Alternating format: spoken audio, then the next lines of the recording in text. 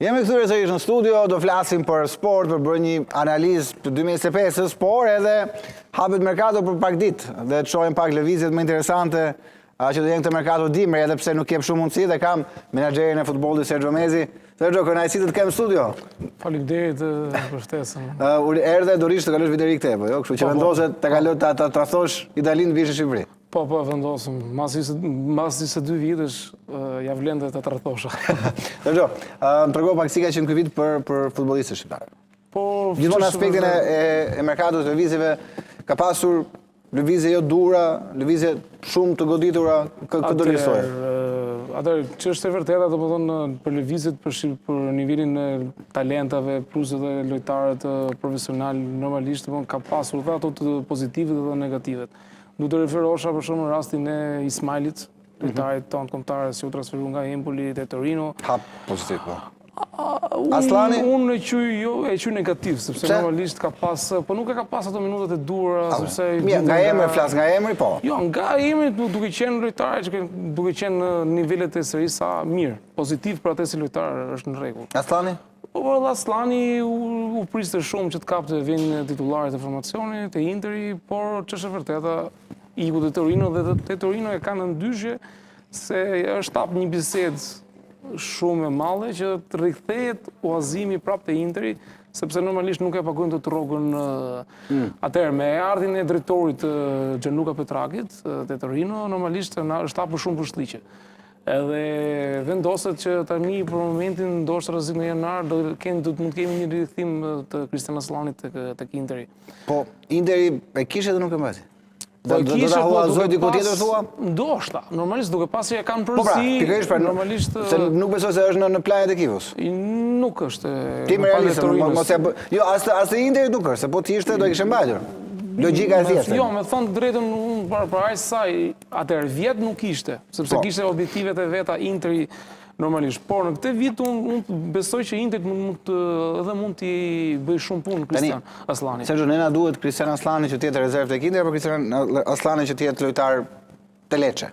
Të luajë 90 minuta. Jo, për mendimin tim normalisht ku ka më mirë, edhe të luajë edhe në Serie B, Cristian Aslani duhet të ketë i gatshëm për kombëtaren tonë. Kjo është më interesant të luajë, nuk ka rëndësi të jetë në një skuadër të madhe dhe 3 rezervë. Ishte individuale, çështja individuale në moment lojtarit që ula is në nivelin e vetë normalisht ku shkon në ekipe nga Inter dhe Torino, çështja e logjikës. Lëvizje tjera që ishin të goditura për ty? Po për mua, për shembull, transferimin e Zhegrovës për shembull tek Juventusi ka qenë super. Po problemi që Zhegrova është akoma duke çalosur se ka ardhur nga dëmtimi.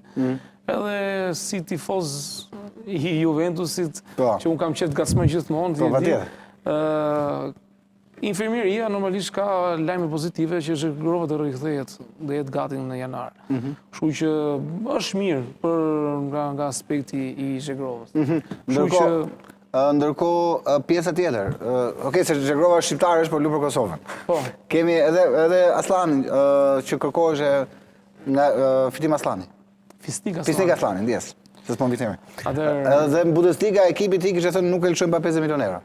Atëherë, Fisnik Aslani para 2 ditësh mund ka ardhur dhe një ofertë nga Borussia Dortmundit për Fisnik Aslanin dhe këtë ta jap. Okej. Ekskluziv për emisionin tanë. Nga Borussia Dortmundit. Nga Borussia Dortmundit dhe unë do iki domethënë fillim të janarit, domethënë do të iki patjetër të flas me drejtuesin dhe me presidentin e Borussia Dortmundit për ta transferuar, domethënë. Kurse ekipi tjetër që ishte ajo bomba ishte Bayern Munich.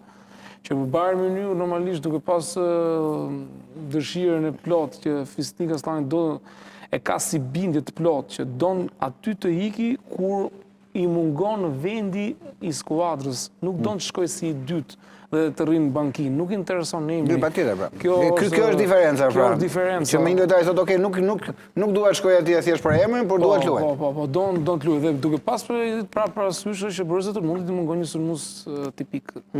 Nënç si Fisnik Aslani. Me Zhegrovës dhe Aslani këtë zgjidhje. Janë 2 tipe ndryshme, po për merkato flas gjithmonë. Për mua Fisnik Aslani është një sulmues atëherë disciplinues, jo që nuk e ka dhe Zhegrova, po e ka pak, është pak. I pëlqen.